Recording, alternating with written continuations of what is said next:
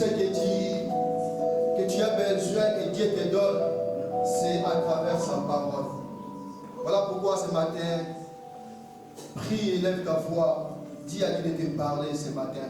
Pour ta vie, pour ta famille, pour la vie de tes enfants, pour ton travail, pour ta santé, dis à Dieu de te parler ce matin. Parce qu'il n'y a personne qui parle mieux que lui. Il n'y a personne qui peut encore nous parler mieux que lui. Voilà pourquoi tu viens encore ta voix pour dire à Dieu de te parler. Il est Emmanuel au milieu de nous. Élève ta voix, prie au nom puissant de Jésus. Prie au nom de Jésus. Ô Père, nous venons encore devant toi, Seigneur Jésus. Parce que c'est toi qui parles le mieux, Père éternel. Parce que ta parole est vie, Seigneur Jésus. Oh Dieu, Yahweh, il n'y a que ta parole qui peut ramener encore, Père. Yahweh, dans nos vies, tout ce qui nous avons perdu, oh Dieu. Tout ce qui est de grâce et qui est mort encore dans nos vies. Il n'y a que ta parole qui peut encore les ressusciter, Père éternel. Yahweh, ta parole est vie, Seigneur Jésus. Yahweh, parle-nous, Père éternel. Parce que ta parole, oh de grâce, change nos vies. Que ta parole, oh de ce matin, encore change encore nos vies. Que ta parole, ce matin, revient encore, Père éternel, oh Dieu. Yahweh, nous donnons la force, oh Père éternel. Que ta parole, oh de ce matin, encore, Père éternel, de grâce, nous éclairer ce matin. Que ta parole, ce matin, vient encore, oh de grâce, de nous affranchir ce matin. Que ta parole, oh de ce matin, oh de vient encore nous édifier ce matin, Père. Merci Jésus. Merci Jésus. Merci Jésus. Saint-Esprit, nous t'invitons, viens encore à ce moment. Nous disposons encore nos cœurs, nos oreilles, que nous puissions écouter différemment, entendre encore différemment. Et que personne pour cet esprit, viens encore, perdu encore ce moment. Que nous voulons encore de grâce à ton corps communion avec toi, à travers encore ta parole de ce matin. Dans le nom puissant de Jésus, que la gloire te revienne. Merci Père. Merci Père. Nous allons maintenant acclamer le Seigneur Jésus pour honorer encore l'homme de Dieu.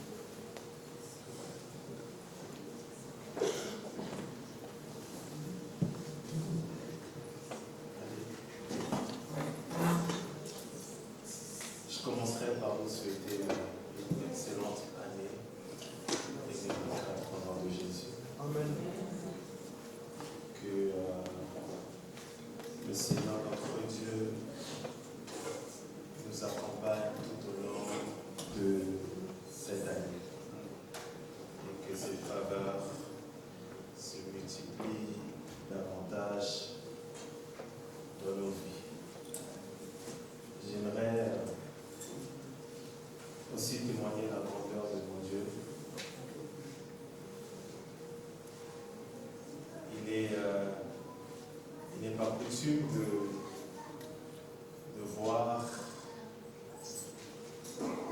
des hommes de Dieu passer devant, témoigner.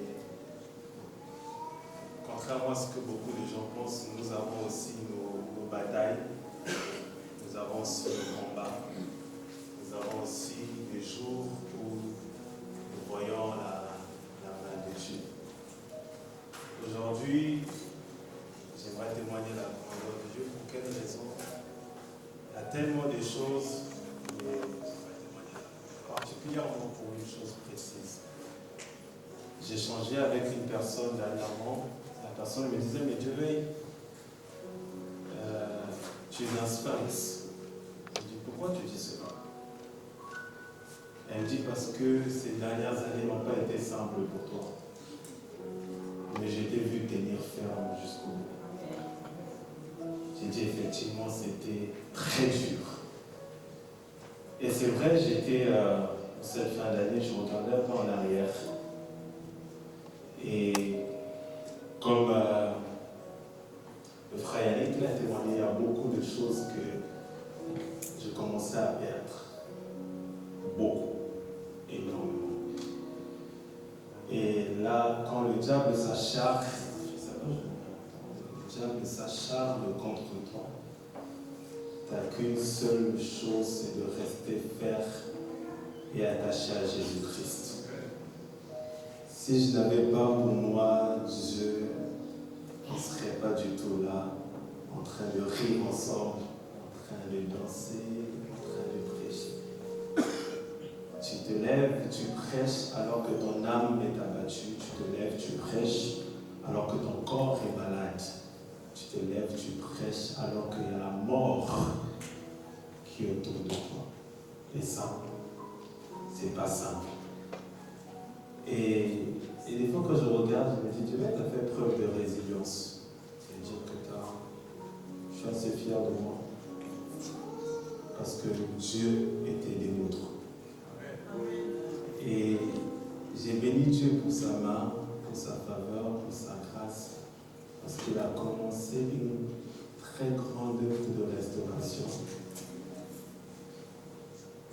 Et quand je regarde ce qu'il est en train de faire dans ma vie précisément, je ne peux que sourire et me réjouir.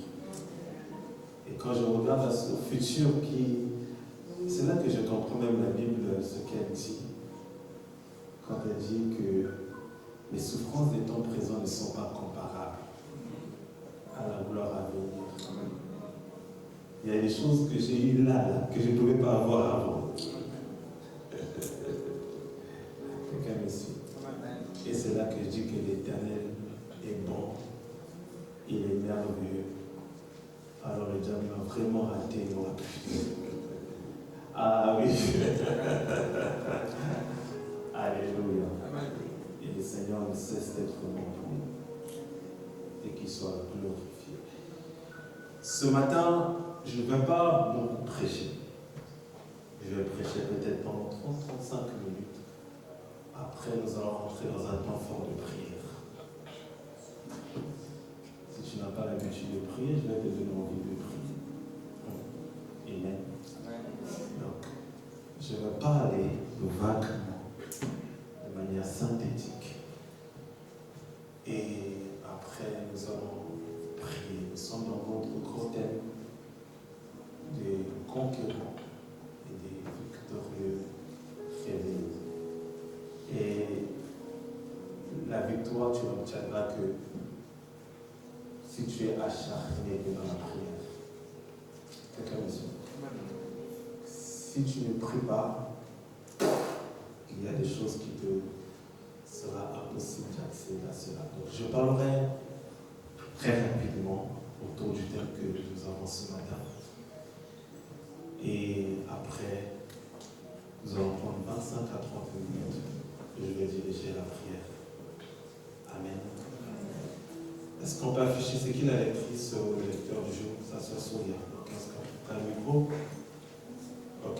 Nous sommes dans mon thème ce matin. Est-ce que tu peux changer la mélodie s'il te plaît? La chute des méchants, le triomphe des justes. La chute des méchants, le triomphe des justes. Lis d'abord le proverbe. Proverbe 26, 27, 28. Est-ce qu'on peut se lever, s'il vous plaît, avant que tu sois malade ou que tu n'arrives pas? Et si tu es malade tout à l'heure, tu vas prier pour ta guérison. Nous allons nous lever, lire d'abord Proverbe. Et nous sommes dans la chute des méchants, le triomphe des justes. Tu peux lire, s'il te plaît? Celui qui creuse une fosse y tombe, et la pierre revient sur celui qui la roule. Celui qui creuse une fosse y tombe, et la pierre revient à celui qui la roule. Je répète, celui qui creuse une fosse y tombe, et la pierre revient à celui qui la roule. Est-ce que tu peux lire le livre d'Esther? 5. Successivement, tu commences par le premier chapitre que j'ai donné jusqu'aux les versets que j'ai donnés, tu sautes, après tu vas sur le deuxième chapitre et tu vas sur le troisième chapitre. Aman sortit ces jours-là. Est-ce qu'on pourrait suivre la lecture et comprendre? Mais lorsqu'il vit à la porte du roi Mardochée, qui ne s'est levé ni ne s'est remué devant lui, il fut rempli de colère contre Mardochée. Il sut néanmoins se contenir et il alla chez lui. Puis il envoya chercher ses amis et Zeresh, sa femme. Aman leur parla de la magnificence de ses richesses, du nombre de ses fils, de tout ce qu'avait fait le roi pour l'élever en dignité, et du rang qu'il lui avait donné au-dessus des chefs et des serviteurs du roi. Et il ajouta, je suis le seul que la reine Esther ait admis avec le roi au festin qu'elle avait fait, et je suis encore invité pour demain chez elle avec le roi. Mais tout cela n'est d'aucun prix pour moi aussi longtemps que je verrai Mardochée, le juif assis à la porte du roi. Zeresh, sa femme et tous ses amis lui dirent, on prépare un bois haut de 50 coudées et demain matin demande au roi qu'on y tende. Mardochée, puis tu iras joyeux au festin avec le roi. C'est avec plu à Aman. Cette nuit-là, le roi ne put pas dormir. Il se fit apporter le livre des annales, les chroniques. On le lut devant le roi. Et l'on trouva écrit ce que Mardochée avait révélé au sujet de Bigthan et de Teresh, les deux eunuques du roi, gardes du seuil, qui avaient voulu porter la main sur le roi Ahasuérus. Le roi dit, quelle marque de distinction et d'honneur Mardochée a-t-il reçu pour cela? Il n'a rien reçu, répondit ceux qui servaient le roi. Alors le roi dit, qui est dans la cour? Aman était venu dans la cour extérieure de la maison du roi pour demander au roi de faire prendre Mardochée au bois qu'il avait préparé pour lui. Les serviteurs du roi lui répondirent, c'est Aman qui se tient dans la cour, et le roi dit qu'il entre. Aman entra et le roi lui dit, que faut-il faire pour un homme que le roi veut honorer? Aman s'est dit en lui-même, quel autre que moi le roi voudrait-il honorer? Et Aman répondit au roi, pour un homme que le roi veut honorer, il faut prendre les vêtements royaux dont le roi se couvre, et le cheval que le roi monte et sur la tête duquel se pose une couronne royale. Remettre les vêtements et le cheval à l'un des principaux chefs du roi, puis revêtir l'homme que le roi veut honorer, lui promener à cheval à travers la place de la ville et crier devant lui. C'est ainsi que l'on fait à l'homme que le roi veut honorer. Saute maintenant le dernier chapitre, le 7.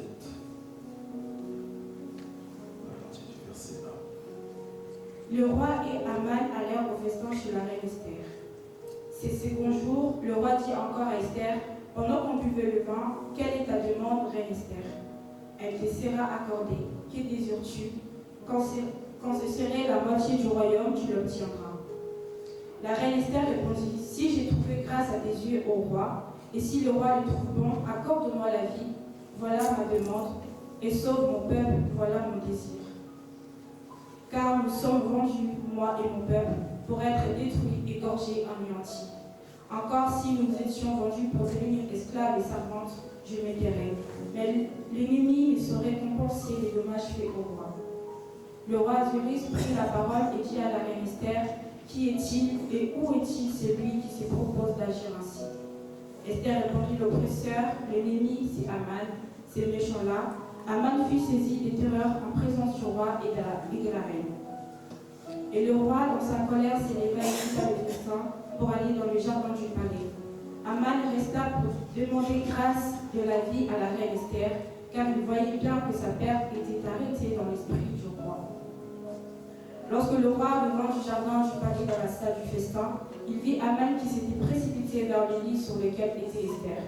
Il dit, serait-ce encore pour faire violence à la reine chez moi, dans le palais?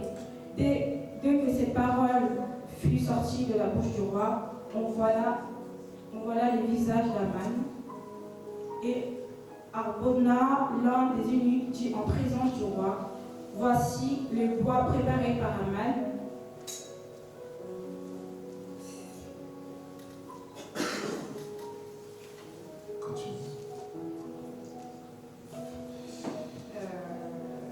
Tu t'arrêtes à quel verset? Je reprends. C'est bon. rocher qui a parlé pour le bien du roi est dressé dans la maison d'Aman à une hauteur de 50 coudées, et le roi dit qu'on y pende Aman. Et l'on conduit Aman au bois qu'il avait préparé pour Mardochée, et la colère du roi s'apaisa. Amen. Est-ce qu'on va acclamer la parole de Dieu? Seigneur, bénis ta parole. Au nom de Jésus. Merci pour ton onction. Amen. Est-ce que tu peux juste afficher le livre de Proverbes? Moi, j'ai le texte d'Esther. Affiche juste le livre de Proverbes, le verset que j'ai donné sur Genima.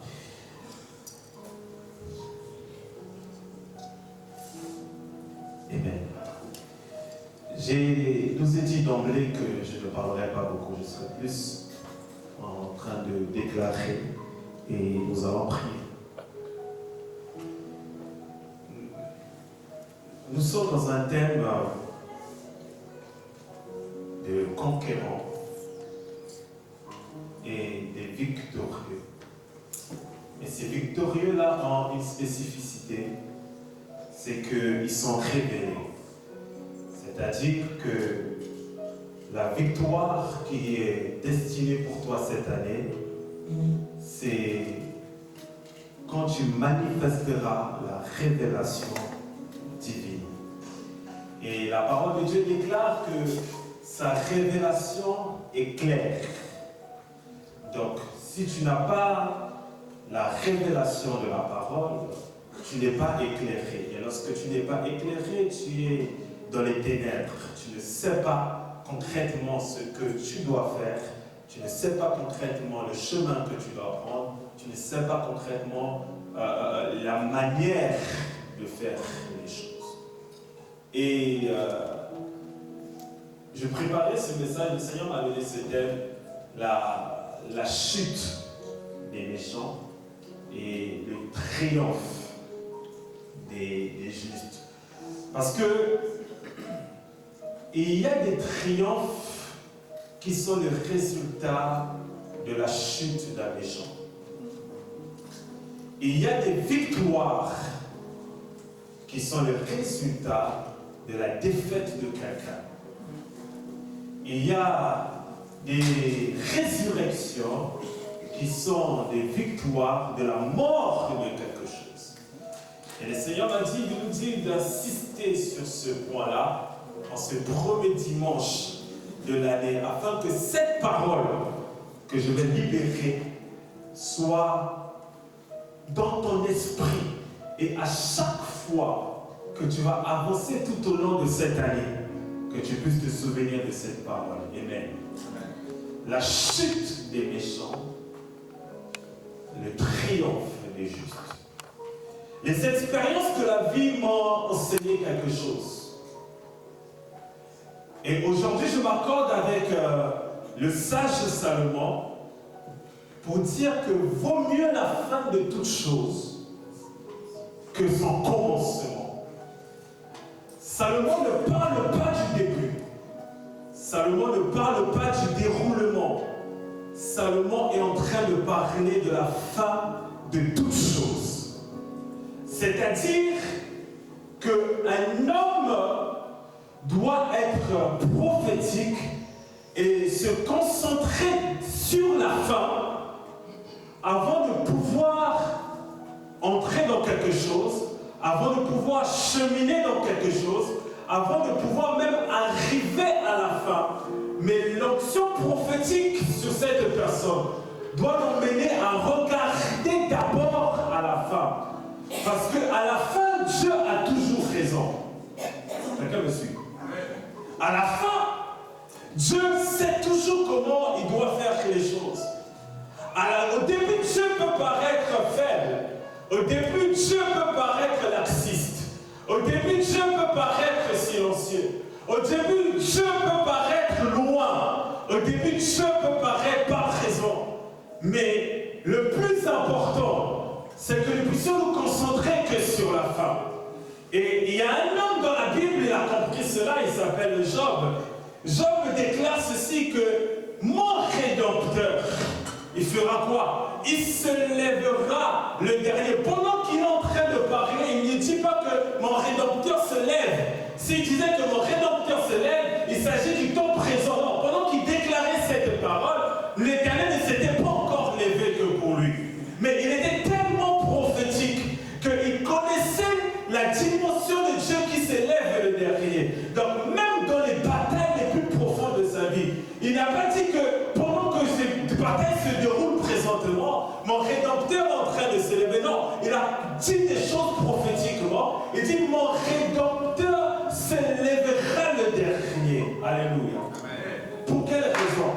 Parce que vaut mieux la fin de toutes choses que son commencement. Quelqu'un me suit? Et hier, j'étais en train de regarder un peu les médias et ce qui se fait un peu, ce qui est en train de se faire en ce moment en RDC avec la CENI et autres, comment certains candidats ont été invalidés à cause de la fraude, à cause des prétendus triches. Je ne sais pas si vous avez vu cela. Et il y a des candidats qui se réjouissaient déjà d'être victorieux. Ils se réjouissaient déjà d'avoir des postes en tant que députés. Parce que pour eux, la fraude n'allait peut-être pas passer, elle allait passer inaperçue. Ils se préparaient déjà à gagner les 21 000 $ et avoir leur siège et autres. Mais à la fin, le président de la CENI et son équipe sont venus à la télé et plus de, je ne sais, 90 personnes ont été invalidées et que les postes qu'eux ils prétendaient avoir n'étaient plus pour accéder pour eux. Pour quelle raison? Parce qu'à la fin, il y a quelqu'un qui a mis de l'ordre. À la fin, il y a quelqu'un qui s'est levé et a dit non, les choses ne doivent pas se passer de cette manière. Écoutez les amis, même dans nos propres vies, à la fin, Dieu est capable de venir remettre les choses dans l'ordre. Dieu est capable de venir remettre les cartes en place. Parce que vaut mieux la fin de toute chose que son commencement. Et le texte que nous venons de lire de Proverbe nous dit ceci. Celui qui creuse une fosse, il tombe. Est-ce que vous avez avec moi l'image d'une fosse? C'est profond. C'est quand on creuse une fosse, c'est qu'on veut, même quand on veut enterrer quelqu'un, on va creuser la fosse pour mettre là son corps, pour mettre là son cadavre, pour mettre là son cercueil. Et la Bible est en train de nous dire, celui qui creuse une fosse, si cette personne-là, elle avait l'idée de mettre un mort là, la Bible dit, celui qui creuse une fosse, lui-même il fera quoi? Il tombera. Et la pierre revient sur celui qui la roule, c'est-à-dire celui qui prend une pierre. Et dans son objectif, c'est de pouvoir tuer quelqu'un avec cette pierre-là. La Bible est en train de déclarer, au lieu que cette pierre-là puisse aller que vers la personne et puisse commettre l'objectif pour lequel elle a été sortie, la Bible déclare que cette pierre-là fera quoi? Reviendra chez son initiateur. Est-ce qu'on se suit? En réalité, ce texte est très simple et nous signifie quoi? Que toute personne qui est à l'initiative d'une certaine méchanceté, à l'initiative d'un certain mal, à l'initiative d'un certain combat contre toi, les armes qui prônent contre toi lui retournera. Les armes qui prônent contre les enfants de Dieu lui retournera. Parce que celui qui creuse la tombe pour que toi tu puisses tomber, c'est tes propres yeux qui verront cette personne-là être tombée. Celui qui prendra la pierre pour que toi tu puisses être jeté avec cette pierre-là, il sera surpris de voir que cette pierre-là fera marche arrière et ne reviendra que vers elle-même. Quelqu'un me suit? D'où je suis en train de parler de la chute des méchants. Écoutez, les méchants finissent toujours mal.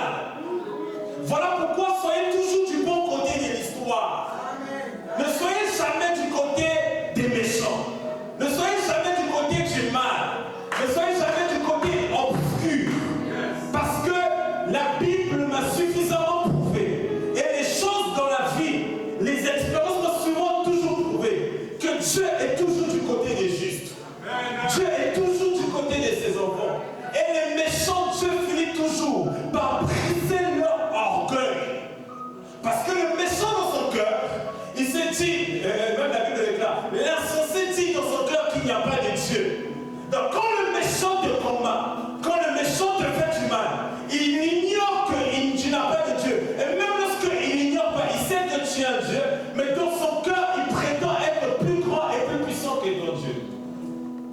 Quelqu'un me suit? Mais les méchants finissent toujours par périr. Depuis Genèse jusqu'à Apocalypse, je n'ai jamais vu un endroit où un méchant a réussi. J'ai vu des endroits où les méchants progressent dans leur mal. J'ai vu des endroits où les méchants pensent réussir. Mais comme je l'ai dit d'emblée, le plus important c'est à la fin. Et à la fin, j'ai toujours vu Dieu ridiculiser les méchants. J'ai toujours vu Dieu faire chuter les méchants. Et je vous citerai tellement des hommes. Est-ce qu'on peut adhérer? Je peux vous citer le nom de plusieurs personnages bibliques qui ont mal fini parce qu'ils sont méchants. Quelqu'un me suit? Voilà pourquoi j'aimerais te dire cette année, écoute, j'ai compris une chose dans la vie. Le plus important dans la vie, ce n'est pas du tout le nombre de nos adversaires. Ce n'est pas du tout les batailles dans lesquelles nous sommes engagés.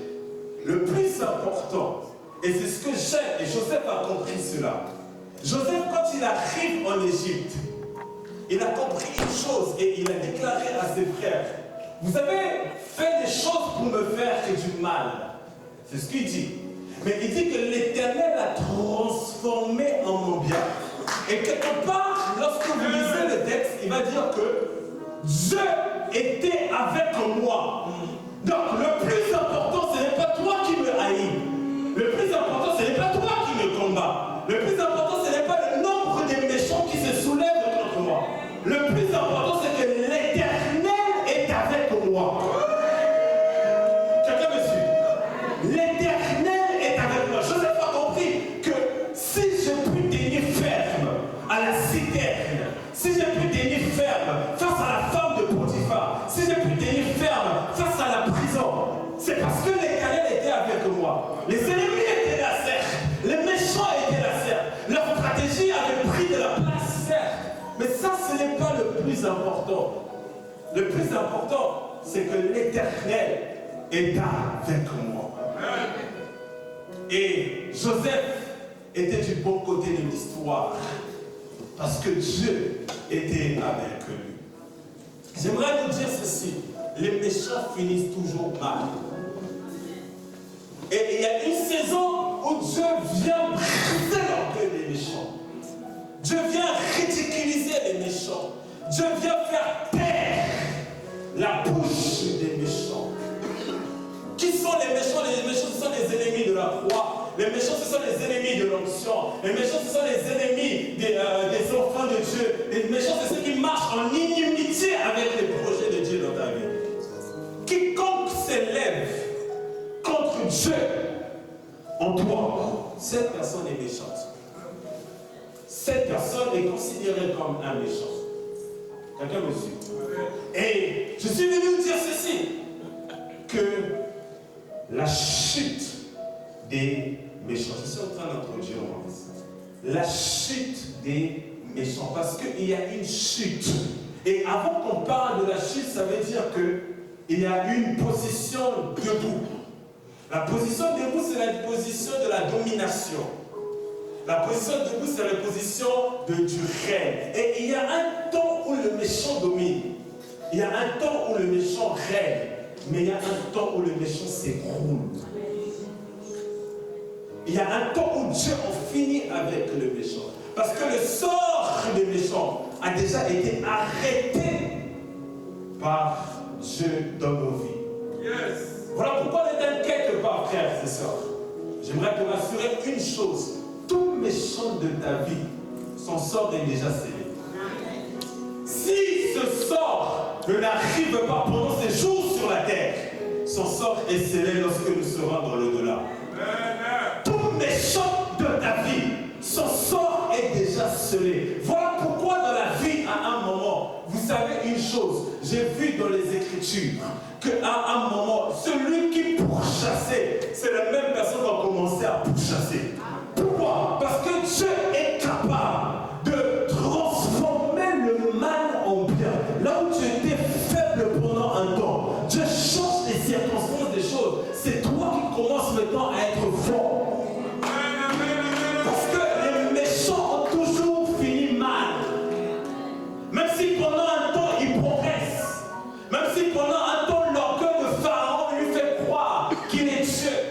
même si pendant un temps il arrive à assujettir le peuple par les corvées, même si pendant un temps il a la puissance militaire, il a la puissance économique, mais il y a un temps que Dieu a arrêté pour la fin des méchants. D'où vaut mieux la fin de toutes choses que son commencement. Je parle à quelqu'un qui est en commencement. Je parle à quelqu'un qui est dans le déroulement. Dieu, il est en train de te conduire et tu verras de tes propres yeux la fin des méchants. Tu verras de tes propres yeux la chute des méchants. Ce matin, je suis venu parler à nos cœurs pour nous encourager à tenir ferme. Et que nos regards ne soient pas braqués sur ce qui est présentement, mais être prophétique, à être révélé et de considérer la victoire qui nous est proche, à considérer la délivrance qui nous est proche. Mais je parle prophétiquement pour dire ceci, que les méchants ont une fin, les méchants ont une chute. Ils peuvent s'élever en parole, ils peuvent s'élever en acte. N'est-ce pas que Lucifer, lorsqu'il était dans le royaume de Dieu, il disait que je monterai, je prendrai le trône, je ferai ceci. À plusieurs reprises, lorsque vous regardez ce texte, vous allez voir que le je se répète, le je se répète. Parce que il était en train de regarder à lui-même. Son orgueil lui a poussé à croire qu'il pouvait faire des choses extraordinaires. Mais Dieu en a fini avec lui en une fraction de seconde. Vous savez les amis, quand Dieu voudra en finir avec vos ennemis, il n'en a pas besoin de 1000 ans, il n'a pas besoin de 5000 ans, il n'a pas besoin de fois de 10 minutes, il a besoin d'un souffle. Vous savez, écoutez, la Bible déclare que Satan sera lié pendant 1000 ans. Vous avez lu ça dans les Écritures. Il sera enchaîné pendant 1000 ans. Et vous savez qui va enchaîner Satan? Ce n'est pas Dieu, ce n'est pas Jésus, c'est un ange. Et cet ange-là, on ne lui donne même pas son nom. Quelqu'un me suit? La Bible dit qu'un ange va enchaîner Satan et va le lier et il sera lié pendant 1000 ans. Donc si un ange dont on ne précise pas le nom a la puissance et la capacité d'enchaîner Satan, et même s'il va résister à cette époque-là, il ne pourra pas, à combien plus forte raison, le souffle de l'Éternel. Il est capable de souffler. Et les eaux qui étaient desséchées ont commencé à reprendre vie. Il était capable de souffler. Et les choses qui étaient informes et vides ont commencé à reprendre vie. Il était capable de souffler. Et en Égypte, il y a eu des choses terribles qui se sont passées parce qu'il devait témoigner la fin des méchants. Alléluia. Vous savez ce que j'aime avec les adversaires? C'est que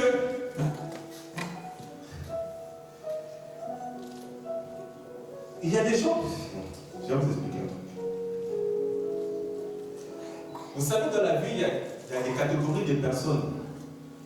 Il y a des gens qui vous combattent, mais ils savent au plus profond d'eux-mêmes qu'ils sont plus faibles que vous. Oui. Mais dans leur orgueil, ils pensent qu'ils ont la capacité de vous nuire et de vous faire du mal. Mais au plus profond d'eux-mêmes, ils savent que ce type-là, cette femme-là, est plus puissant que nous. Parce que quand quelqu'un vient te combattre, cette personne, contrairement à ce que des fois nous-mêmes nous pensons, cette personne elle a déjà mesuré tes capacités. Elle a déjà mesuré ta puissance. Elle sait ce que tu pèses spirituellement. Elle sait ce que tu vaux spirituellement. Donc il y a des personnes comme ça, quand elles nous combattent, elles pensent qu'elles sont plus fortes que nous. Tout comme il y a de ces personnes-là, quand elles viennent nous combattre, elles ont la certitude dans leur orgueil qu'elles sont plus fortes que nous. Et effectivement, même David, à un moment, il a reconnu qu'il y avait des adversaires qui étaient plus forts que lui. Mais dans tout cela, que celui qui te combat soit plus fort ou soit plus faible, ce n'est pas là le plus important. Le plus important, ce n'est pas plus important, c'est la main qui me soutient, la main qui me fortifie, la main qui est avec moi. C'est-à-dire dire quoi? Que même si tu es plus fort et dans le rapport de force, je suis en temps normal en train de fuir. C'est ce qui devait se passer entre David et Goliath. Parce que dans le rapport de force en temps normal, David ne peut pas rester là à regarder Goliath comme ça. Mais David n'a pas regardé au rapport de force là. Il a regardé au Dieu qui est avec lui. Et il savait que ce méchant-là, dans son orgueil, il a insulté l'armée de l'Éternel. Dans son orgueil, il a maudit l'armée de l'Éternel. Mais Dieu va finir par ridiculiser cet orgueil-là. À telle enseigne que lorsqu'il est tombé, on est venu, comment ça s'appelle, son cadavre a été maintenant exposé au regard de tout le monde. Ça, c'est la fin de nos adversaires. Alléluia. Voilà pourquoi j'ai compris une chose. Quand certaines personnes nous combattent, quand certaines personnes nous harcèlent, il ne faut pas s'occuper de cela. Concentre-toi en Dieu. Et Dieu finira par s'occuper d'eux. Un par un, Dieu finira avec eux. Et je vais dire à une personne, Dieu finira avec tous tes adversaires. Un par un, que Dieu te dit, il va les traiter. Il va les traiter un par un. Qu'ils soient petits, qu'ils soient grands. Vous savez, quand le jugement de Dieu arrivait à l'époque, même Dieu, il devait commencer, quand il exterminait les peuples, même la bête était exterminée. Les enfants étaient exterminés. Dieu a ouvert la terre et il a englouti plusieurs personnes. Pourquoi? Parce que son jugement était arrivé. J'expliquais à quelqu'un une chose il y a quelque temps. Je disais à cette personne-là, je vais te donner une sagesse. J'étais pour toi. Il dit, si tu vois dans la vie d'un enfant de Dieu, dans la vie d'un homme de Dieu, cette personne en train de passer par des épreuves, cette personne en train de passer par des batailles, des humiliations, quoi qu'est-ce, tais-toi, prie pour cette personne. Si tu commences à t'associer aux personnes qui combattent cet enfant de Dieu-là, ou cet serviteur de Dieu, regarde ce qui va se passer et c'est quelque chose de biblique. Quand Dieu va restaurer maintenant cette personne-là, cet enfant de Dieu, les choses que vous étiez en train de vous moquer, la manière que vous étiez en train de combattre la personne, Dieu va en finir avec son enfant, il le met au large. Il va se tourner maintenant vers les ennemis de son enfant. Et il va commencer à vous faire vivre pire que ce qu'il était en train de vivre. Pourquoi? C'est ce qui s'est passé même avec Israël et Babylone. Israël a péché, Dieu les a frappés. Mais quand Dieu s'est retourné contre Babylone, Dieu a commencé à juger Babylone pire que ce qu'il avait fait à Israël. Quelqu'un me suit? Dans le texte que nous venons de lire, on est dans un royaume. Et dans ce royaume-là, Dieu a permis qu'une jeune juive puisse accéder à une place importante. Il s'agit de Esther. Et Esther, elle est devenue épouse du roi. Et lorsqu'elle est devenue épouse du roi, lorsque on devient reine, on a du pouvoir, on a de l'influence, on a la capacité de parler au cœur du roi, on a la capacité de discuter avec le roi, et le roi peut nous écouter. Vous savez, il y a très souvent en Afrique, on dit que c'est certaines premières dames qui établissent les ministres. Pourquoi? Parce que les premières dames ont de l'influence sur leur mari. Elles sont capables de dire qu'à tel poste tu places telle personne et à tel poste tu retires cette personne-là. Et Esther est arrivée à cette dimension-là. Et il y avait son oncle qui était aussi dans le royaume et qui n'avait pas de position. Il s'appelle Mardochée. Et il y avait un autre homme qui était proche du roi qu'on appelle Aman. Je vais faire brièvement. Et Aman, qu'est-ce qui s'est passé? Il a eu un litige avec Mardochée. Et lorsqu'il a eu un litige avec Mardochée, il est rentré chez lui. Il en a parlé à sa femme. Et sa femme lui dit, écoute, finissons avec lui. Et finissons avec lui, qu'est-ce qui va se passer? Pends-le sur un poteau, etc. Ça, c'est une stratégie qui lui a été donnée par sa femme. Il arrive maintenant, et dans son cœur, il a le projet de pouvoir détruire Mardochée. Et lorsqu'il arrive là, Aman se souvient de quelque chose. Il dit, mais écoutez, qu'est-ce que je peux faire pour quelqu'un que je veux honorer? Le roi, c'est ce qu'il dit. Et Aman dit, mais écoute, roi, parce qu'Aman pensait que c'était pour lui, c'était son orgueil. Il croyait que toute la gloire devait lui revenir. Il dit, non, si tu veux honorer un homme, il faut faire telle chose, il faut faire telle chose, il faut faire telle chose. Le roi dit, ok, c'est une très bonne chose. En tout cas, je t'envoie, va le faire maintenant pour Mardochée. Aman, dans son cœur, s'est dit, mais moi je pensais que c'était pour moi, alors que comment se fait-il que ce sera pour Mardochée? Et il fait les choses, on introduit Mardochée est béni, etc., etc. Nous avons les sens. Et à un moment, la reine Esther, comme je dis, en tant que reine, tu as de l'influence sur le roi. La reine Esther, d'ailleurs, moquée, etc., le roi qui n'est pas la reine. La reine Esther dit, mais roi, j'ai quelque chose à parler avec toi, j'ai quelque chose à dire avec toi. Le roi dit, demande-moi tout ce que tu veux, etc. Demande-moi tout ce que tu veux, je te le donnerai. Esther dit, mais il y a quelqu'un dans ton royaume qui combat mon peuple.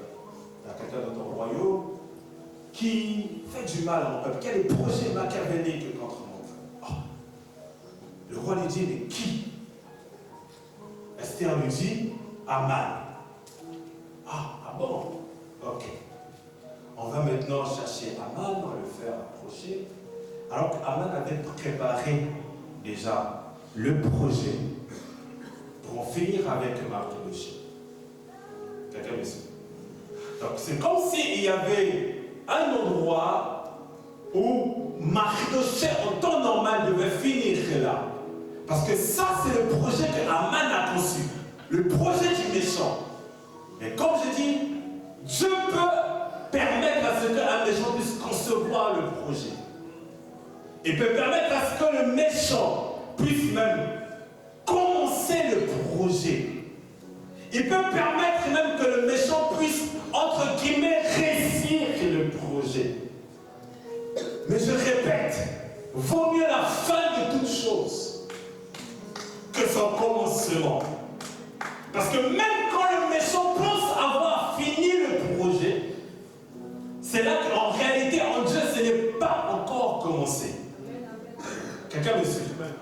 C'est là qu'en réalité, en Dieu, ce n'est pas encore commencé, ni ce n'est pas encore fini. Mais Aman, dans son cœur, c'était fini avec Mardochée parce que dans le royaume, il n'y avait pas beaucoup de gens qui avaient plus de pouvoir que lui. Quelqu'un me suit? Donc, dans sa tête, c'en est fini avec Mardochée et son sort a été arrêté. Mais ce qu'il ignorait, c'est que stratégiquement, Dieu avait positionné Esther aux côtés du roi. Parce que Dieu est l'organisateur de toutes choses. Dieu n'improvise pas, les amis. Dieu ne réagit pas parce que nous réagissons. Non. Dieu est dans son plan. Et Dieu poursuit son plan. Donc, même quand les vagues sont en train de nous tourmenter, il sait que quand il t'a dit va de l'autre côté, qu'il y aura eu des vagues. Il sait que quand il te dit que tu seras victorieux à la fin de l'année, comme l'homme de Dieu le sait de le dire, il y aura des batailles, Dieu le sait. Il ne réagit pas parce que nous avons peur. Il ne réagit pas parce que nous tremblons. Non. Il est en train de poursuivre son plan. Et si dans son plan, les vagues doivent être là, tu vas traverser les vagues avec lui. Si les tempêtes doivent être là, tu vas traverser les tempêtes avec lui. Et lui, il avait le projet déjà de positionner Esther. On a disqualifié Vachi, on l'a retiré de l'histoire. Esther a été positionnée. Et quand Esther a été positionnée, parce que la femme a une influence sur son homme, quand il devait faire quelque chose pour renverser Aman, Mardochée n'avait pas le pouvoir devant le roi. Parce que Aman fait partie de la cour du roi, il connaît le roi. Mais qui d'autre que la femme du roi peut influencer le roi? Et Dieu le savait. Et Dieu a positionné Esther. Et Mardochée qui était à la basse-cour, qui devait être comme un agneau qu'on mène à l'abattage. Parce que ça, c'était le projet d'Aman pour Mardochée.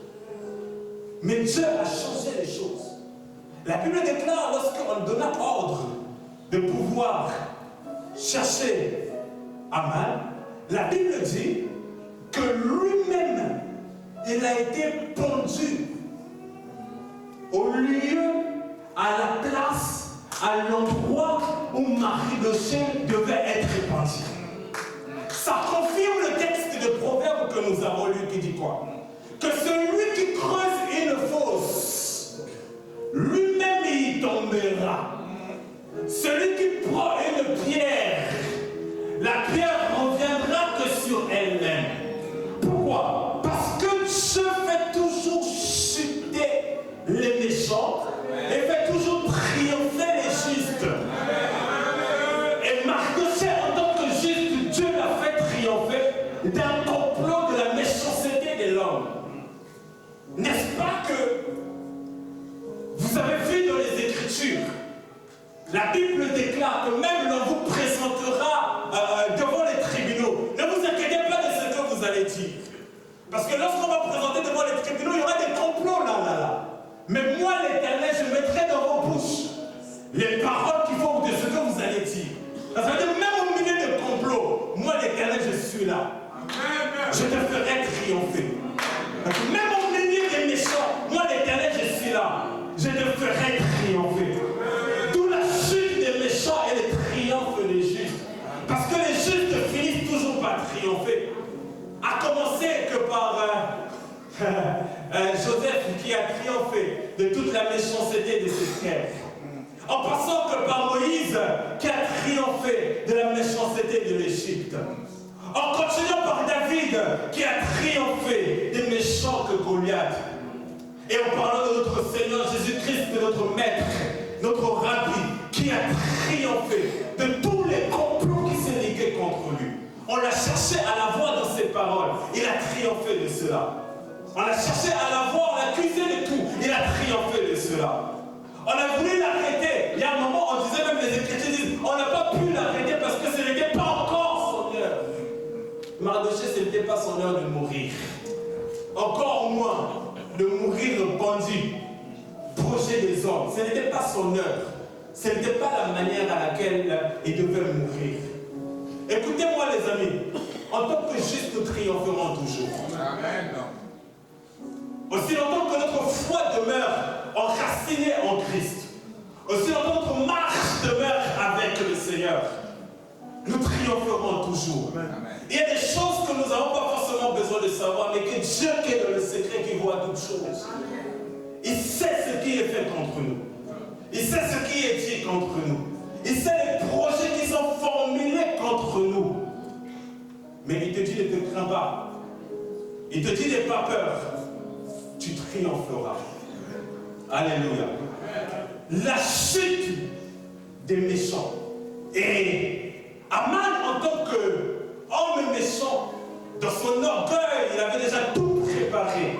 Je pense qu'il avait préparé le deuil de Mardochée et qu'il allait finir avec lui. Mais il ne savait pas, il ignorait que ce gars-là, il porte en lui le sang juif. Il ignorait que, il savait que c'est important, mais il ne connaissait pas la valeur du sang juif. Vous savez, il y a une chose que j'aime beaucoup avec les Américains. Vous savez, quand tu es un Américain, tu as la nationalité, un passeport américain. Les Américains n'abandonnent jamais leurs citoyens. Quand un Américain est arrêté quelque part dans le monde, et en captivité quelque part, les ravisseurs prennent un Américain, l'État américain va mettre tout en place pour aller sauver l'Américain. Parce que nous, Congolais, on va te laisser mourir. Parce que des fois, nos propres États n'ont pas la valeur de nos ressortissants. La preuve, il y a des étudiants qui peuvent souffrir, leurs bourses ne sont pas payées. Mais un Américain, l'État, peu importe le gouvernement américain, quand un Américain a un problème quelque part, on va dépêcher des émissaires, aller négocier, on va mettre en place l'armée, on va mettre en place les services secrets pour aller sauver ne serait-ce que même 2 vies d'un Américain. À cause de la citoyenneté américaine. Et nous avons la citoyenneté du ciel, des fils du royaume, en qui nous avons reçu l'adoption et le sang de Jésus-Christ comme marque de notre transformation, de notre régénération. Et ça, quand Dieu nous voit dans les ténèbres, Dieu nous voit dans des choses assez compliquées, il reconnaît qu'il y a la voix de son fils qui est là. Il reconnaît qu'il y a son enfant qui est là quelque part. Et c'est ce qui s'est passé même lorsque Agar était en train de partir avec Ismaël entre ses mains. C'est Dieu qui a permis à ce que Sarah puisse chasser Agar et Ismaël parce qu'ils ne devaient pas rester ensemble. Mais lorsqu'ils arrivent dans le désert, Agar est en train de parler et Ismaël est en train de pleurer. Dieu vient et il parle à Agar. Il dit que cet enfant aussi sera un grand, il y aura des tribus. Pour quelle raison? Parce qu'Ismaël reste un enfant d'Abraham. Il n'est pas fils de la promesse, mais il a le sang d'Abraham. Donc en tant que fils d'Abraham, Dieu ne pouvait pas non plus laisser Ismaël comme ça. Quelqu'un me suit? Amen. Vous savez, j'ai vu dans les Écritures le peuple juif, j'ai vu dans les Écritures les enfants de Dieu, j'ai vu dans les Écritures les fils du royaume triompher de toute méchanceté qu'on avait mis en place contre eux. Triompher de tout complot, triompher de tout combat et renverser les choses parce que au final, même lorsqu'ils ne pensaient pas qu'ils pouvaient s'en sortir de ces choses-là, Dieu a prouvé à suffisance qu'il était Dieu capable de tout. La Bible déclare que rien ne lui est impossible. Quand on parle de rien, c'est sans exception. Il n'y a pas quelque chose qui lui est impossible. Tout ce que nous puissions voir impossible selon la technologie, selon la réflexion, selon toute chose impossible à l'homme. La Bible nous affirme que rien n'est impossible à Dieu et à celui qui croit. Frère, que l'ennemi s'élève cette saison, mais il finira à terre. Amen. Parce que tu finiras par triompher en tant que juste. Amen. Même si l'ennemi s'acharne contre tous les territoires de David, tu finiras victorieux et triomphant avec la réjouissance. Parce que Dieu t'aura fait du bien. Écoute, ne t'inquiète pas d'Aman, Dieu s'en occupera. Ne t'inquiète pas de la tombe que tu es en train de voir qu'on creuse contre toi. C'est ces mêmes personnes-là que tu vas pleurer. Parce que toi, on était pleurant. Ne t'inquiète pas de la pierre qu'on jettera, qu'on mettra que sur ton chemin. Dieu te donnera la capacité de pouvoir survoler de cela. Parce qu'il te transporte. N'est-ce pas même Jésus dit, quand il récite les Écritures, qu'il a la capacité de venir transporter afin que mon pied ne puisse pas dans notre regard heurter une pierre. Il y a des transports spirituels. Ça veut dire, même quand dans ton songe, l'ennemi est en train de te poursuivre, Dieu est capable de pouvoir envoyer ses anges ou de me donner des ailes pour que tu puisses fuir et être dans la demeure de l'Éternel. Quelqu'un me suit? Aman avait le projet d'en finir avec Mardochée. Il a conçu le projet, il a préparé le projet, il a préparé le plan, il a préparé le lieu. Et dans sa tête, le lendemain, il allait prendre Mardochée et le sacrifier que dans cet endroit-là. Mais pendant qu'il était en train de faire ces choses-là, Dieu regardait simplement Et il a mis en place sa stratégie. Et lorsqu'il a mis en place sa stratégie, il a retourné les choses. Vous savez, le Dieu que nous prions est le Dieu qui renverse les choses. Il est le Dieu qui renverse les situations. En fait, il y a des choses que tu peux voir, ça va comme ça. Et tu as l'impression que ça va finir comme ça. Mais quand Dieu maintenant arrive au bon moment, il est capable de dire demi-tour, on va faire les choses autrement. Quelqu'un me suit.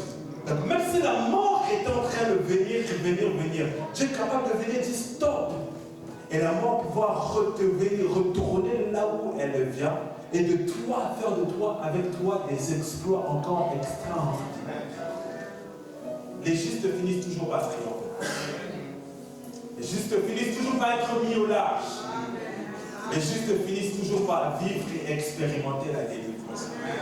Même David, dans ses psaumes à plusieurs reprises, il dit à un moment qu'il était dans les filets de la mort. Mais l'Éternel était venu là, le chercher. Il y a quel endroit sur la terre où Dieu ne peut pas venir? Alors que c'est lui qui sonne les cœurs et les reins. Celui qui est capable d'aller dans les eaux de la mer, il est capable d'aller dans les montagnes, il est capable d'aller dans les forêts, il maîtrise toute la création, il maîtrise toute la nature. Il n'a pas besoin de GPS qu'on l'emmène dans un endroit pour lui montrer que ici c'est là. Non, c'est sa création, il connaît toutes choses. Il en a la capacité, il en a le pouvoir, il en a la puissance. Mais il te dit ce matin, tu vas triompher. Il te répète ce matin que tu triompheras. Et tout méchant finira par être à tes pieds. Même si tu ne le vois pas aujourd'hui, tout méchant finira par être à tes pieds. Tu domineras que sur le méchant. Tu écraseras le méchant. Et tu te réjouiras de ton triomphe au jour de la délivrance. Tu te réjouiras parce que tu verras de tes propres yeux comment Dieu s'en est occupé avec les méchants. Lorsque la tête de Goliath a été coupée, je pense que tout le peuple d'Israël commença à se réjouir de la défaite de celui qui était en train de les terrifier. Qu'est-ce qui te terrifie aujourd'hui? Qui te terrifie aujourd'hui? Donne-lui encore quelques temps, Dieu va s'en occuper. Encore quelques mois, encore quelques minutes, encore quelques secondes, encore quelques semaines, encore peut-être une année. Dieu va finir par s'occuper de cette personne. Dieu va finir par s'occuper de cette chose parce que les méchants finissent toujours mal. Et Pharaon s'est levé. Et pendant que Pharaon s'est levé, il est en train de poursuivre le peuple. Et lorsqu'il est en train de poursuivre le peuple, il s'est dit que j'en finis avec eux et c'est terminé. Mais la Bible déclare qu'ils ont été engloutis. Dans quoi? Dans la mer. Après, on n'a plus parlé de Pharaon. Lui, son armée, ses gens ont été engloutis dans la mer. Mais pendant plusieurs périodes, Pharaon se sentait brave, fort, puissant et redoutable. Mais un jour, Dieu en a fini avec lui. Vous savez, quand Dieu traite les gens, il les traite plus dur que nous-mêmes nous le traitons. Je vais vous expliquer comment. Il y a des choses, c'est pas que Dieu n'a pas de cœur, non. Il y a des choses que nous, êtres humains, même quand tu as du mal, tu as la capacité de te venger des gens qui t'ont fait du mal. À un moment, ton cœur va te dire, laisse tomber. C'est ce qui s'est passé avec David. David, à plusieurs reprises, avait le pouvoir et la capacité de se venger de Saoul. Il s'est souvenu quand même que Saoul était bon par moment. Mais quand Dieu dit, à moi, la vengeance et la rétribution, Dieu n'est plus sentimental. C'est pas qu'il n'a pas de cœur. Non. Il n'est plus sentimental. Il traite avec sa justice. Et quand il traite avec sa justice, la mort peut frapper tes ennemis. Et aucun intercesseur peut s'élever pour lui arrêter sa justice. Regardez ce qui s'est passé lorsque les Philistins sont venus prendre l'arche de l'Alliance. Ils l'ont mené dans le livre de 1 Samuel. Ils l'ont mené dans leur pays. Ils ont ridiculisé le peuple. Mais l'arche de l'Alliance arrive dans la maison des Dagon. On le met à côté d'Agoton. Ils remettent encore d'Agoton. Et à cause de l'arche de l'Alliance, la Bible déclare que Dieu a commencé à frapper les hémorroïdes, plein de problèmes le pays. Tellement que Dieu commençait à les frapper. Il y avait des enfants, là, Dieu n'a pas eu pitié d'enfants. Il y avait des femmes, Dieu n'a pas eu pitié des femmes. Il y avait des hommes, Dieu n'a pas eu pitié d'eux. C'était sa justice qui devait obéir. Et quand sa justice peut opérer, on a rassemblé des mages, etc., des sorciers. On dit, mais qu'est-ce qu'on doit faire pour que ces choses-là s'arrêtent? Ils ont dit non, vous devez renvoyer l'arche avec des sacrifices, etc. Et quand ils ont renvoyé l'arche avec les sacrifices, c'est là que la colère de Dieu s'est arrêtée. Pourquoi? Quand Dieu commencera à traiter des ennemis, ils auront que leurs propres yeux pour voir leur déchéance et leur chute. Nous allons prier.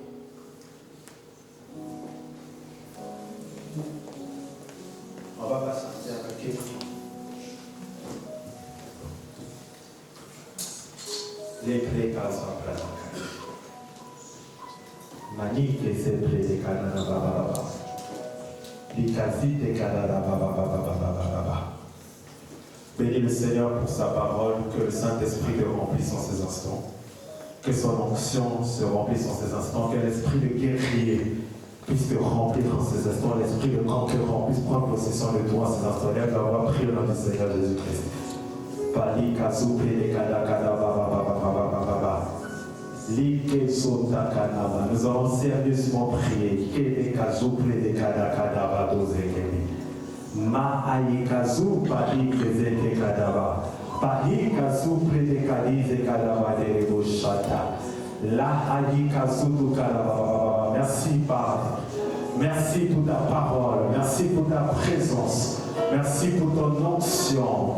Merci pour l'esprit de guerrier. Merci pour ta plénitude. Prie. Nous avons du temps, nous allons prier. Tu vas préparer ton année dans la prière. Que l'esprit de guerrier t'habite. Que l'onction de guerrier, l'onction royale, l'onction du peuple puisse t'habiter pendant ces instants. Parce que nous allons prier pour nos vies. Les kazupla nakadize kamanele kahaya kabakasa. Bahi kazupla de kalima mama. Peka hayi kazupa laba. Prie. Kore péché que zete katakana mane. Laka hayi, lève-toi dans la prière. Mahi kazupla de kahaya kaba. Mahi kezupla de kalime de devoshaka. Que cette année tu sois un guerrier. Demande à Dieu. Que cette année tu sois une guerrière.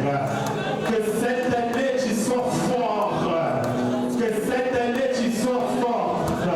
Que tu sois fort dans les batailles. Que tu sois fort dans tous les problèmes de la vie. Que tu sois fort dans les guerres.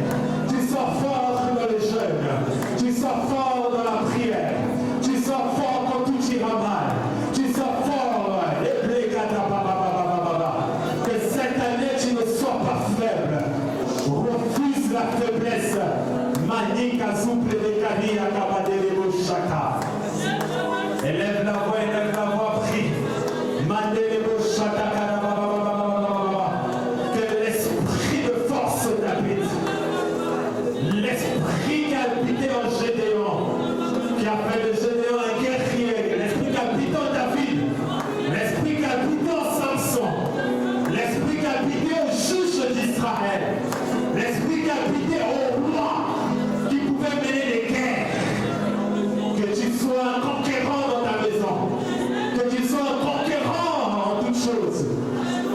Les Pachaka, que tu ne sois pas un pleurnichard. Que tu sois un conquérant pendant cette heure. Élève la voix, prie. Les Kazoupe, les Kahaya Kabadabade, les Goshadabadabade. Ali les Kazoupe, les Kadababababababa. Ali Kazoupe, les Kadababababababa. Tu vas aller prier maintenant contre tous les méchants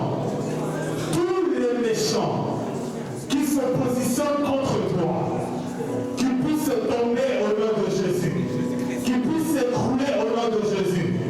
Que toute personne physique, spirituelle, qui s'élève contre toi, toute puissance qui s'élève contre toi, qui t'empêche d'avancer, mais que parce que tu es conquérant, tu vas faire tomber cela au nom de Jésus. Prie. Tu vas faire chuter cela au nom de Jésus. Tu vas faire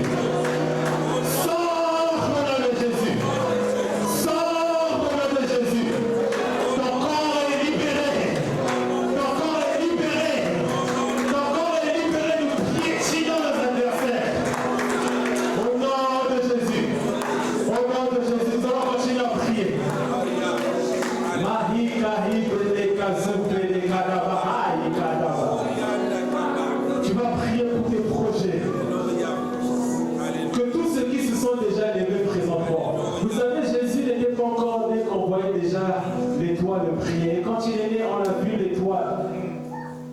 Quand papa a l'habitude de dire, il faut faire des prières prophétiques et anticipatives. Tu vas prier que pour tous tes projets que tu as. Que tous les ennemis qui ont déjà vu ces projets-là, que ce soit les projets des finances, des mariages, des fiançailles, d'enfantement, tu vas détruire tous tes ennemis, les projets d'achat, tout ce qui viendra pour projet. Vous savez, des fois, quand vous avez des projets, il y a des oiseaux spirituels qui viennent dedans pour enlever et empêcher que le projet puisse se réaliser. Mais que par ta prière, tu vas délivrer déjà spirituellement tes projets. Tu vas libérer l'atmosphère que de tes projets. Et tu vas prier sérieusement que quiconque s'élèvera contre tes projets, lui-même il t'amènera. Élève la voix et prie au Seigneur. Mahaïka souple les kadis et karaya baba. Lève les kasouple les kadis et kadara chata kadeli chata. Mahip les kahouy kasouple les karabade. Je suis un conquérant.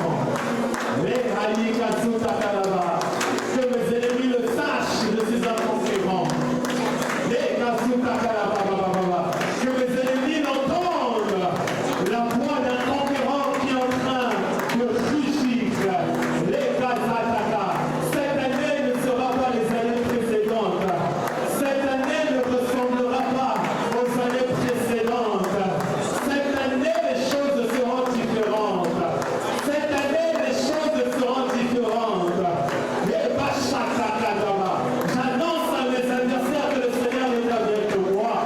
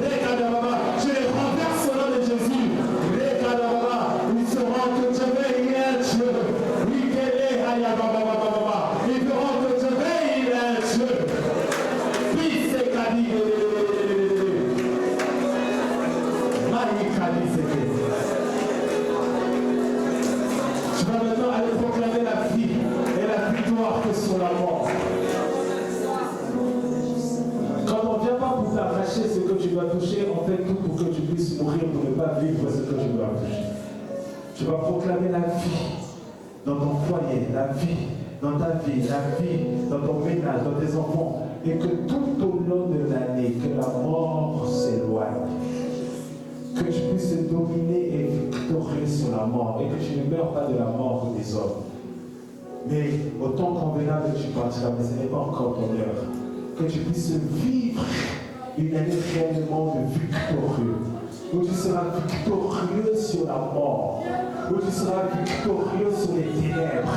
Où tu seras victorieux sur toutes les flèches de l'ennemi. Élève la voix et continue à prier au nom de Jésus-Christ. Prie. Quand la mort viendra réclamer tes enfants qui puissent te rencontrer. Quand la mort viendra réclamer ton époux et ton épouse qui puissent te rencontrer. Quand la mort viendra réclamer un fils de la voix de l'Éternel qui puisse te rencontrer. Quand la mort viendra vers toi qui puisse te rencontrer et te voir que tu marches avec Dieu. Je déclare une fois de plus que je ne mourrai pas.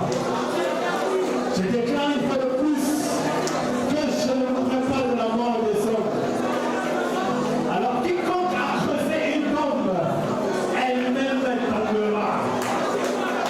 Je déclare que je ne mourrai pas dans l'œuvre du ministère. Je déclare que je ne mourrai pas lors de mes voyages.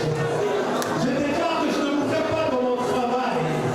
Je déclare que je ne mourrai pas lorsque je serai au milieu de mes amis. Et même lorsque les méchants se lèveront contre moi, par leur jalousie, ils n'arriveront pas à m'atteindre. Et même si le poison entrera dans mon corps, mais le poison mourra. Et même si mystiquement viendra contre moi, je serai surnaturellement gardé par la puissance de l'Esprit de Dieu. Ma famille, je les mets au large. Aucun des nôtres ne partira. Aucun des nôtres ne partira. Aucun des nôtres ne partira. Aucun des miens ne partira. Je le proclame au nom de Jésus. Je le proclame au nom de Jésus. Je ne mourrai pas. Je tends le ciel à la mort. Je commande au ciel et à la terre. Je parle à la terre. 2024, ce n'est pas encore mon temps. Ce n'est pas le temps de ma mère, ni celle de mon père, ni celle de mon frère, ni celle de ma soeur, ni celle de mes cousins, ni celle de mes cousines. Si on va aller enterrer les gens, mais moi dans ma famille, je ferme l'accès à cause des paroles que je libère ce mois-ci, je libère ce jour-ci.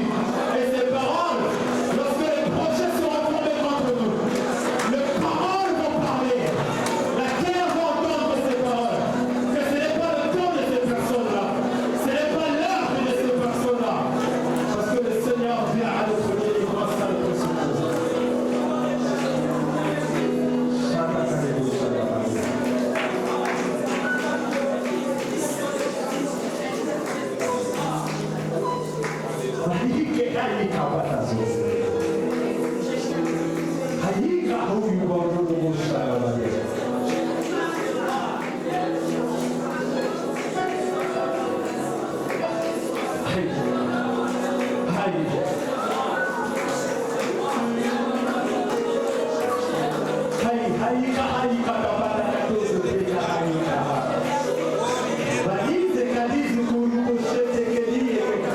Pas parmi nos enfants,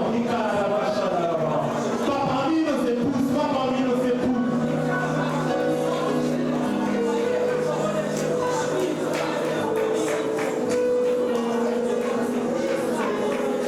Merci Seigneur.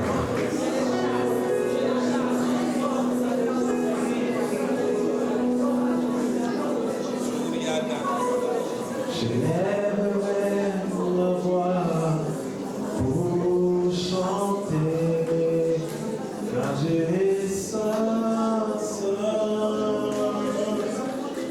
saint, saint. Je lèverai ma voix pour chanter, car Dieu est saint, saint, saint, saint. Il est digne de gloire et de louange.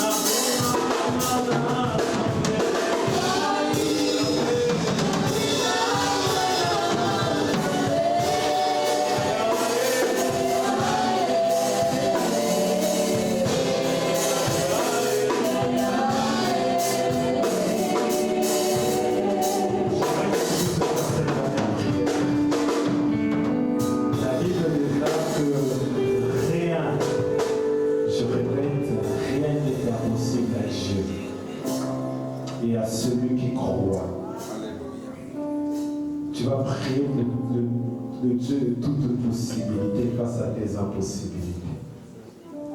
Que tout ce qui était impossible jusqu'à présent, tu vas défier les lois de la nature, tu vas défier les circonstances et tu vas invoquer Dieu qui puisse le rendre possible dans ta vie. Et que le Dieu Tout-Puissant qui fait toujours triompher le juste puisse te faire triompher tout au long de cette année face à toutes les impossibilités. Il y a des choses qui paraissent difficiles, il y a des choses qui paraissent impossibles, mais nous avons un Dieu au ciel en qui rien n'est impossible. Élève la voix et parle à ton Dieu. Au nom de Jésus. Au nom de Jésus, nous prions. Qu'est-ce qui est impossible aux hommes? En Dieu, rien n'est impossible. Il est possible qu'il puisse te le faire pour toi. Il est possible qu'il puisse changer le cours des choses. Il est possible qu'il puisse t'emmener là où tu dois être. Il est possible qu'il puisse te donner ce que tu n'as pas encore reçu. En lui, il n'y a rien qui est impossible, il n'y a rien qui est difficile. Prie le Seigneur. Prie le Seigneur. Prie le Seigneur. Que ce qui est impossible soit possible. Que celui qui n'enfantait pas puisse enfanter. Que celui qui était malade soit guéri. Que celui qui a un problème complexe puisse trouver solution. Que celui qui a besoin de voir la main de Dieu dans une situation complexe puisse l'expérimenter. Celui qui, les médecins ont dit que ce n'était plus du tout possible, le Dieu de toute possibilité puisse rendre possible. C'est celui qui fait enfanter aux femmes stériles. C'est celui qui prend faible et il le rend fort. C'est celui qui élève à une dimension exceptionnelle. Il n'y a rien qui lui est impossible. Rien. Que ce mois-ci, tu puisses vivre le temps des impossibilités. Que cette saison et cette année, tu puisses vivre le Dieu de toute impossibilité. Et qu'il te soit complètement favorable. Père, en ton nom, Jésus, exauce-nous. Père, en ton nom, Jésus, exauce-nous. Qu'on se souvienne de ce dimanche comme un jour où nous avons enfanté dans la prière, par la prière, des choses surnaturelles, des choses spirituelles. Père, au nom de Jésus, rien n'est impossible à toi. Rien, rien, rien. Tu es le Dieu qui a marché avec nos pères. Tu es le Dieu qui marche avec ton serviteur. Tu es notre Dieu. Prouve encore que tu es avec nous. Prouve encore que tu es avec nous.